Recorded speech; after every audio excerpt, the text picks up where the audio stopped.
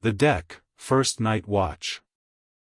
Carpenter standing before his vice bench, and by the light of 2 lanterns busily filing the ivory joist for the leg, which joist is firmly fixed in the vice. Slabs of ivory, leather straps, pads, screws, and various tools of all sorts lying about the bench. Forward, the red flame of the forge is seen, where the blacksmith is at work. Drat the file, and drat the bone.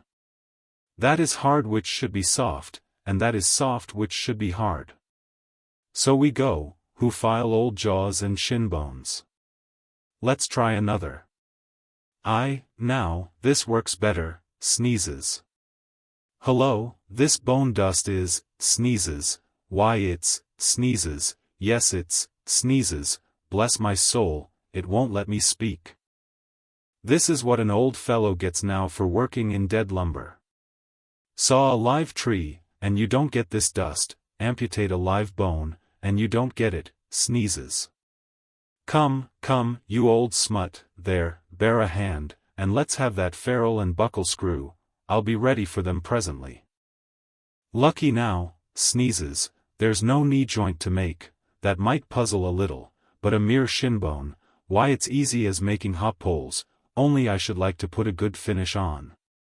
Time, if I but only had the time, I could turn him out as neat a leg now as ever, sneezes, scrape to a lady in a parlor. Those buckskin legs and calves of legs I've seen in shop windows wouldn't compare at all.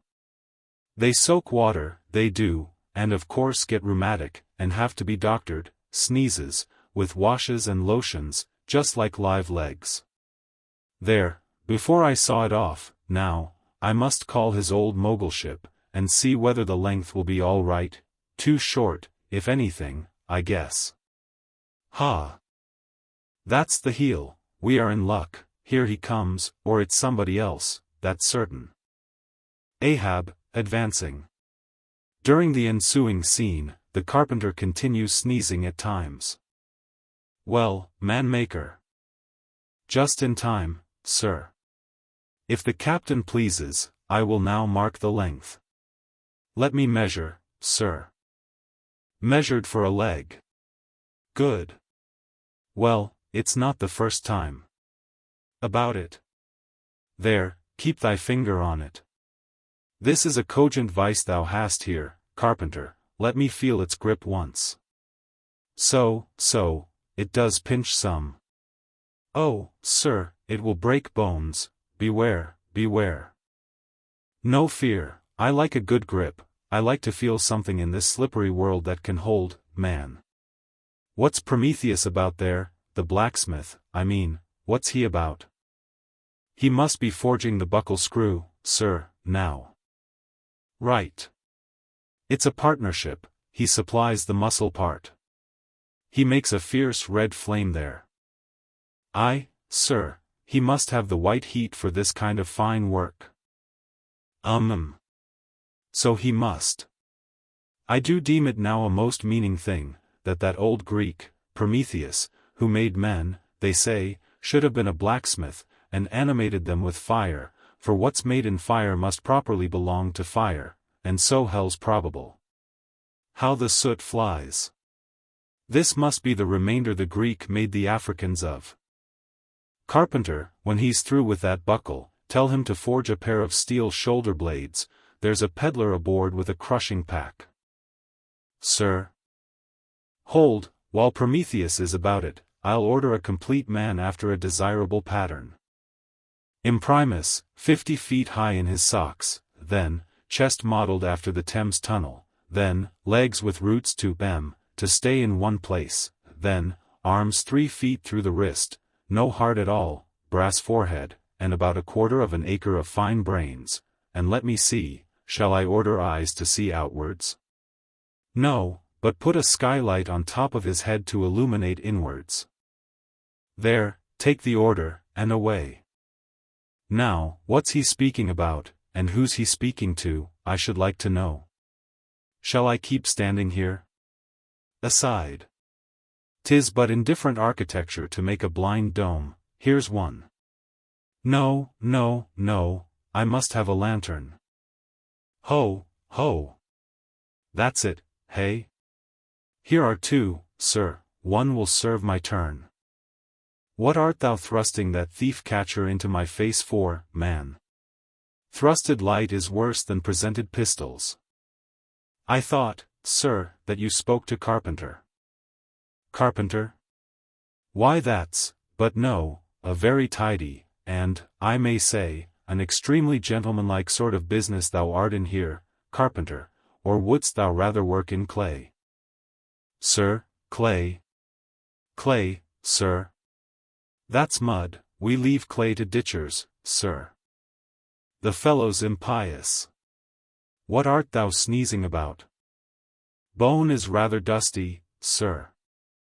Take the hint, then, and when thou art dead, never bury thyself under living people's noses.